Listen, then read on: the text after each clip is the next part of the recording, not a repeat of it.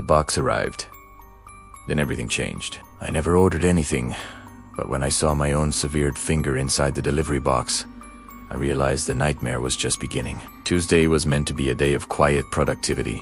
I'm a freelance editor. My world is defined by the steady click of a mechanical keyboard and the steam rising from a ceramic mug. At 10:14 a.m., a heavy thud echoed against my front door.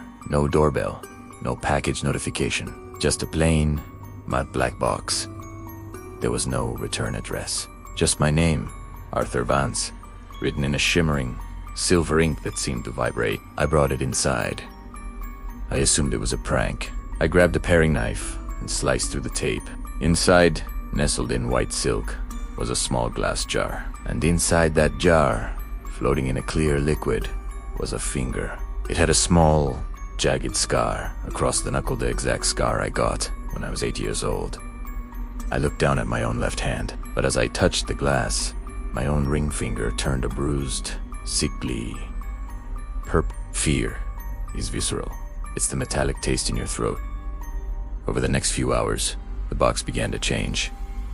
It hummed. I tried to throw it out, but the hallway was gone. In its place was a wall of that shimmering, silver ink. I was sealed in. I found a stack of Polaroids. There were photos of my apartment from impossible angles. One was taken from inside my refrigerator.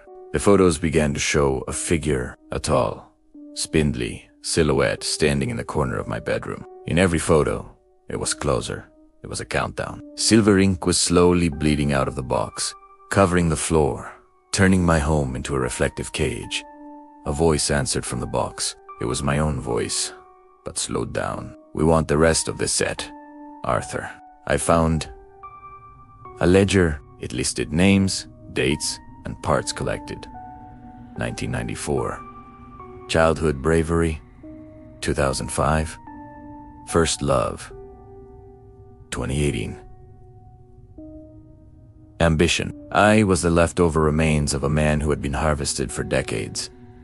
The figure in the photos. It was the collector. I saw the turning point.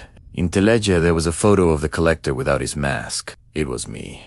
A silver version of me. "Stay back." I swung the skillet. It passed right through him. The iron turning to silver dust upon contact. He touched the purple finger on my left hand. My vision turned white. I felt my memories being pulled out like strands of light. I grabbed the glass jar and smashed it against the granite island. The glass shattered. A shockwave hit me, knocking me unconscious. I woke up. The sun was shining. I was sitting at my keyboard. "Just a nightmare," I whispered. My hands were fine. I went to the bathroom to wash my face.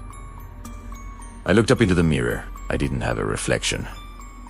I opened the door. There was no hallway.